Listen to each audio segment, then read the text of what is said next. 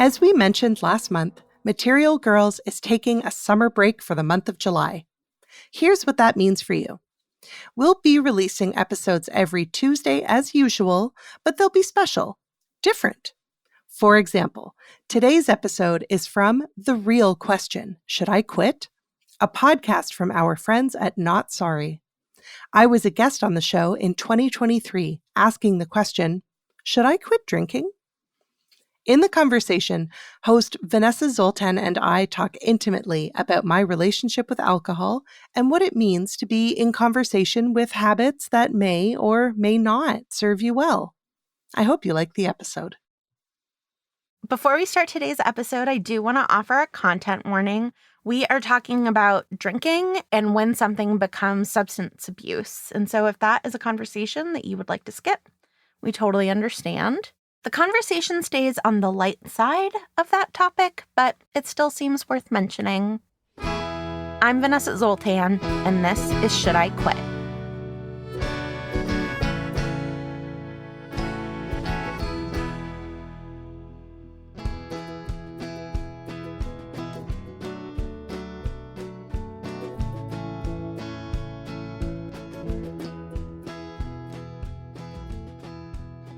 Hi, Marcelle.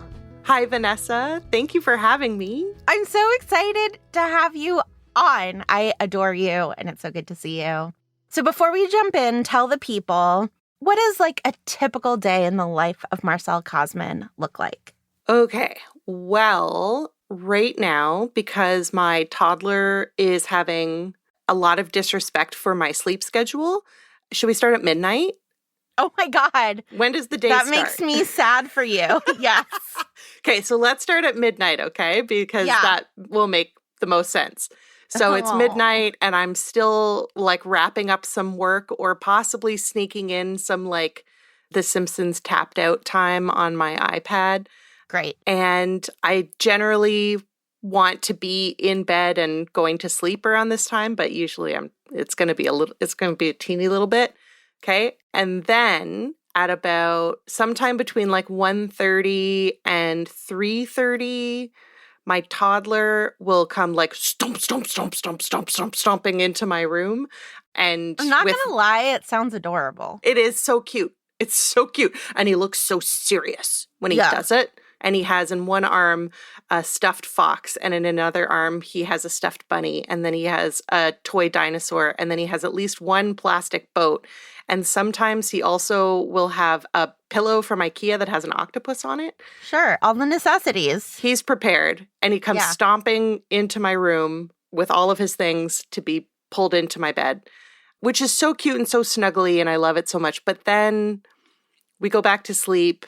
And then he wakes up sometime between 4 and 6. No. And wants cereal. To be clear, I also wake up at 4 wanting cereal. Yeah. I just don't wake you. Yeah. And I appreciate that about you, Vanessa. I really do. So I've been taking a lot of naps in the morning. I'm so after glad. the kids are gone. Yeah. But then that's my work day. So then I'm napping through my work day. And then my older child comes home from school. How dare they? So it's because my sleep schedule is off. My work schedule is really weird, and it pushes a lot of my work into the late hours of the day because I like my kids. I want to spend time with them. So that sounds like what you should fix. I just stop liking my kids. Yeah. Stop liking your children. I mean, if they could just stop being so charming. They are incredibly charming and cute. So what question are you bringing today to Should I Quit, Marcelle? So I don't particularly like being drunk. Mm-hmm. And I don't particularly like a lot of alcohol. Mm-hmm. I really love wine. Mm-hmm. I don't like bad wine. I'm not a wine snob, but I'm also not like, just give me the cooking sherry and I'll take care of business. And I'll be fine. Like, I just really, really enjoy drinking wine. And I have been saying literally for years, like, if I could drink an entire bottle of wine and not be ill, I would do it. It's just such a flavor exploration. I don't know what I'm saying. That's weird. I mean, you don't have to justify it. You love it. Yeah. I know. But there's this very tricky thing about talking about drinking, talking about alcohol consumption in general in our culture, where the second you say something like, oh, I don't have a drinking problem, you 100% sound like you have a drinking problem. Sure. Like there's no way to have a not stigmatized conversation about whether or not your alcohol consumption is okay. Right. And I guess one other thing that has sort of been on my mind recently, the Canada Health Guide recently changed its limits for what counts as moderate consumption of alcohol. It used to be like 2 to 3 drinks a day was moderate. And now it's like 2 to 3 drinks a week is moderate. So I have literally overnight gone from a moderate drinker to like a wild, out of control party girl. I would imagine that is exactly what the Canada Health Association says. Wild party girl. Wild, out of control party girl. I mean, that sounds awesome. Happy for you. So why would you stop drinking before this like Canadian whatever came out? Why would you stop drinking? I mean, it costs money. Sure. In America, where you have freedom, you can get good wine for like $5. Good wine? No, you can get good wine for $15. Sorry, not like capital G good. I just mean like drinkable, like delightful, acceptable. Like I've been to Trader Joe's. I've had 2 buck chuck. And you don't think that that's cooking sherry? I don't think it's cooking sherry. Oh, okay. I know. I'm not saying I would get it, but by comparison, there's wine here in Canada. I remember being very excited when I saw this. So there's a Rioja here in Canada that I really like, but it is $22 a bottle. And at Trader Joe's in America, it was $6. Oh, wow. So there is definitely it's expensive. The cost. Yeah, okay. It's expensive. But can you like not afford it expensive? Or is this like, I don't know, yarn is expensive for people who knit. It really is. Yeah. But yarn is also a hobby. And I feel like if I were to refer to my wine drinking as a hobby, that would fit into the category of a stigmatized way of talking about your Sure, but that doesn't mean it's bad. No, it doesn't. It doesn't. I think to kind of jump back to the Canada Health Guide, that shift, one of the things I really appreciate about my partner is that he likes to do research. And so when this thing changed, at no point did he say anything to me about it, about the fact that he was looking into what the context was or whatever. But apparently the health risks that are associated with drinking more than 2 to 3 drinks a week have so much to do with like being in bars, getting intoxicated, getting into fights, that kind of thing. Like there's a lot of social stuff that is taken into consideration. Whereas you drink alone in a closet. Whereas I drink alone in a closet, which is clearly very healthy. Just kidding. You drink while playing Simpsons on your iPad. Yeah, but fine. But my partner doesn't drink. And so I do literally drink alone. Okay. So you see, every way to talk sort of objectively about drinking sounds bad once I start actually saying these things out loud. Even though I have you here, Vanessa, being like, okay, but it's not bad. And I'm like, but wait. I just want to say, everyone's relationship to drinking is different. If people were saying the exact same things as you are and are like, I need to quit drinking, this is a red flag for me, I totally support that, right? Like everybody has a different relationship to addiction. Everything you've said to me so far sounds like you should stop talking to judgmental people about this and you like enjoy something that you can vaguely afford and like you're doing it safely and you're not hurting anyone and you're not worried about it getting unhealthy for you. Has drinking wine ever meant that you like can't care for your children? No, I don't think so. I mean, I suppose, no, I think that my partner and I have a trusting enough relationship that if it did cause problems, he would tell me. But Yeah. I'm still getting up between 4 and 6 in the morning to get the child cereal. Yeah. Yes. So, like, privately, between you and me as friends, I'm like, keep drinking wine. I'm so happy for you that you have this ritual, that you enjoy. Being a mom of young children is exhausting and working. Like, take your enjoyment where you can if it's not harmful to you. Thanks, But I Vanessa. really do hear you saying that it's, like, hard to talk about. And that is the thing that is harder to figure out how to engage with, right? Like, it's the stigma that I need to quit. Right. Not the ritual. Right. Yeah. I mean, does it feel right to say, like, you feel like this is healthy and fine for you? So, on the one hand, yes. But because of all of the stigma around substance use of all kinds, even saying, like, I'm fine feels so loaded in the way that, like, somebody who tells their parents, like, I can quit anytime. You know, it's like that kind of, I guess. So a simple answer to your question is, yeah, I do feel like this is healthy and fine. But there's part of me that's always worried that saying, yeah, this is healthy and fine is just part of denying that there's a problem. Sure. I think that a lot of this is about trusting the relationships in your life, right? If someone has heard from a loved one, and especially more than one loved one, right? I'm concerned about your relationship with a substance. And in response to that concern, saying, I can quit anytime, is different than us having that conversation with ourselves.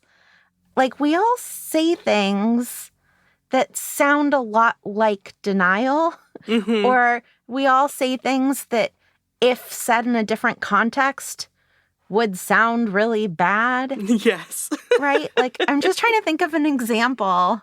Can I give you I don't know. I don't know if this is useful or not, but, like, the amount of money that people spend on buying a home is like a lot of money. But it's, like, socially acceptable to take out a, like, $300,000 loan from the bank and, like, spend that on one thing. And, like, you can't predict the future. You don't know what's going to happen in a year and a half. Yeah. But if you were to spend that same amount of money on, say, a trip, people might think that that was irresponsible. Yeah, I really do think that context matters. If you were buying a lot of diapers without having a toddler in the house, that would be weird. It would. You have a toddler in the house, so you're buying a lot of diapers. And, like, you don't have... Nobody in your life is telling you, like, this seems unhealthy to me. You know, your bank account isn't, like, dying over this. So just because in another context it would sound bad doesn't mean that it's bad in your context. That's helpful. And I'm not saying... I think the key is to be open-minded about the way that this could change, right? If you're like, oh, suddenly I'm drinking twice as much as I used to. Right. Or suddenly I feel like I absolutely need a drink, not that I'm going to enjoy this drink. Like, I think paying attention to the context matters. But just because... I would hate the idea that just because something sounds similar to something that's taboo... I worry that we're all living our lives in part in conversation with, like, a fake Twitter troll. Yeah. I think my boogeyman voice is like a middle school health teacher. Sure. Who says things like, once you try marijuana, you might wake up the next day or you might not. Did you have this teacher? This is a real experience. People who've never done drugs should not be allowed to teach kids why they shouldn't do drugs. You might overdose on the Mary Jane. So funny. Sorry. Isn't it so funny, though? Because I would imagine that you don't actually respect that 7th grade teacher's opinion. Absolutely none. And yet, no. It is like still dictating the way that you have a perfectly healthy relationship with a substance that you enjoy. Totally. Yeah. Yeah. Like the fact that it is some kind of mood-altering substance at all. One that is legally and widely available and in some cultures, like, really enjoyed quite differently from how it is sort of stigmatized and restricted here. And yet it's like, okay, well, why can't I just be sober and happy alone, sitting silently? Just like, I mean, I'm not, geez, Marcelle, I'm not getting drunk. Yeah. Are there any other voices in your head? Because I feel like we've talked about your husband's voice, which is like, yeah, I think you have a great relationship with alcohol. I don't care. You're not at bars getting drunk. That's so funny. Is that what Trevor says? No, it'd be more like, well, if you didn't drink, we could afford to do this. What would you be able to afford to do? I'm trying to think, like, there was something, so in both of my pregnancies, I stopped drinking for like the majority of them. And there was something during one of those pregnancies, and I cannot remember what it was, where I talked about, like, I think it might have been like, I was joking around and saying, oh, well, we can finance this trip with the money that I'm not spending on wine. And he kind of gave me this look of, yeah, we can. It's like, how dare you? There's no way. But there might, I mean, like I said, wine's expensive. I don't know. Well, would you rather go on that trip than enjoy 2 glasses of wine every night? If I were like, okay, you can't drink any wine for the next 8 months, but at the end, you get to go to Hawaii for a week. I don't know if I would stop or if I would adjust my way of ritualizing my evening routine. I don't know. And see, this is the conversation that makes me like, that sounds bad. Who wouldn't rather go to Hawaii for a week than enjoy 2 glasses of wine every night? And like, I think, me, you. Oh, okay. I mean, not wine for me, but like, I spend a lot of money on ice cream, Marcelle. I love ice cream. We always have ice cream in the house and popsicles. And then like once a weekish, we go out for ice cream. I love that for you. Thank you. And if we didn't spend that money on ice cream, we'd be able to spend it on something else. But I don't want to live my life being like, no ice cream, because in 3 years, that means anything. Yeah. I want ice cream now. So when you take the substance out of the equation and turn it into a different kind of like pleasurable consumption experience, it sounds so much like this thing is bad and feeling good is bad and I'm earning something by depriving myself of pleasure. Yeah. And that is ridiculous. That is terrible. One of my favorite all-time tweets was Judy Blume wrote, I once ate a whole Entenmann's cake in one sitting and nothing bad happened.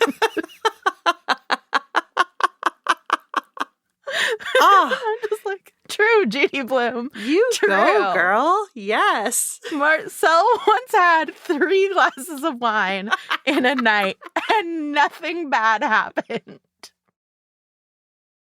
I guess here's the thing is like, do you want to live your life with this like middle school teacher in your brain?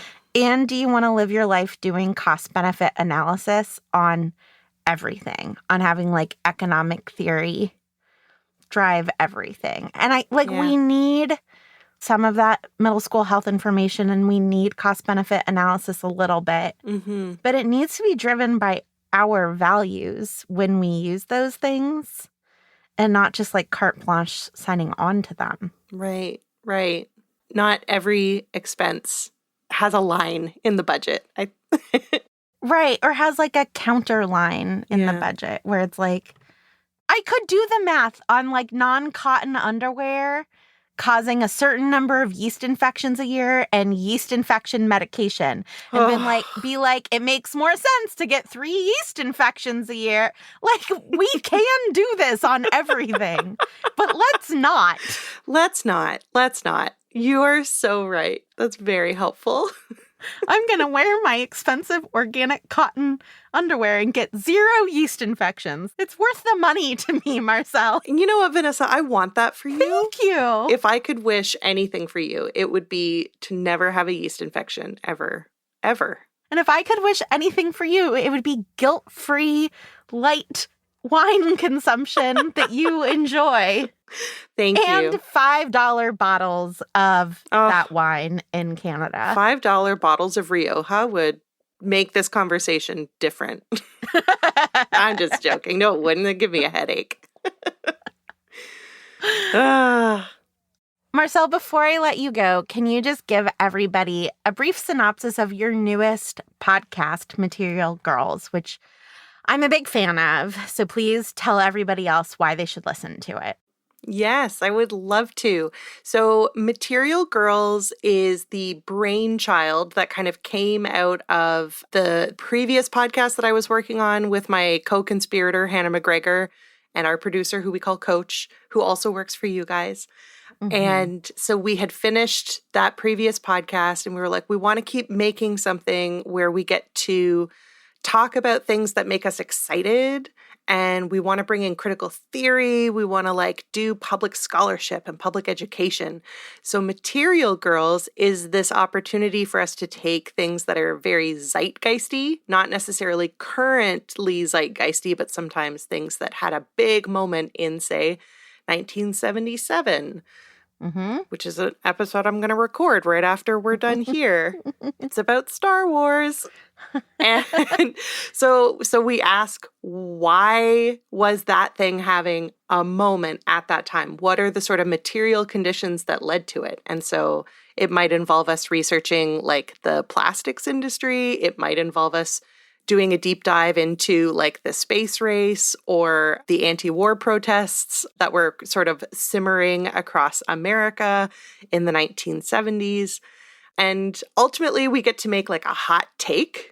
Yeah. And then talk about it. And so that's Material Girls. And it's super fun. You do not need to be a scholar or a researcher to enjoy it. You just need to be a person who likes listening to women talk. If anyone is listening to this podcast, they've jumped that hurdle. So, it's a bar. It's a high hurdle. It's a high bar. I think if listeners maybe want to have a soft entry into Material Girls, they could listen to the episode that you joined us for, Vanessa, where we talked about Bridgerton and why Bridgerton is having such a moment. Oh my God, it was so fun. We talked about e-readers and HBO and Twilight and all the reasons that we think that Bridgerton is having a moment. And it was so fun. It was. Marcelle, thank you so much for coming on the podcast. Next time you are enjoying a glass of wine, please just selfie it and text it to me because it's going to make me so happy. Thanks, Vanessa. You know what? I will. And in exchange, will you please send me a selfie next time you are enjoying a delightful dish of ice cream? Okay, great. So we'll text later today. Yeah, that sounds good. Okay. I love that for both of us. Me too. You've been listening to Should I Quit, our latest season of The Real Question. Our show is funded entirely through our Patreon at patreon.com/realquestionpod. If you're a regular listener, we would really appreciate your support. Another way that you can support the show is by leaving us a review on Apple Podcasts or wherever you're listening. Tell us that you love listening to women talking. You can also follow us on Instagram and Facebook at Real Question Pod and Twitter at The Real Q Pod. We love to shout out our BFF tier patrons, Molly Reilly, Kristen Hall, Mary Margaret, Becky Boo, Jenny Cruz, Amanda Schramm, Shannon Sheehan, and Renee Underhill. We are Not Sorry Production. Our executive producer is Caitlin Hoffmeister.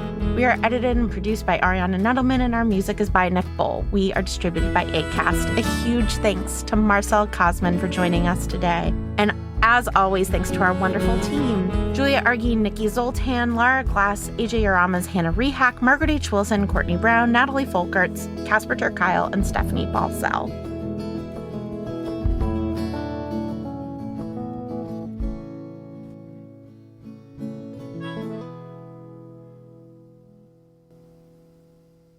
And that was my episode of Should I Quit?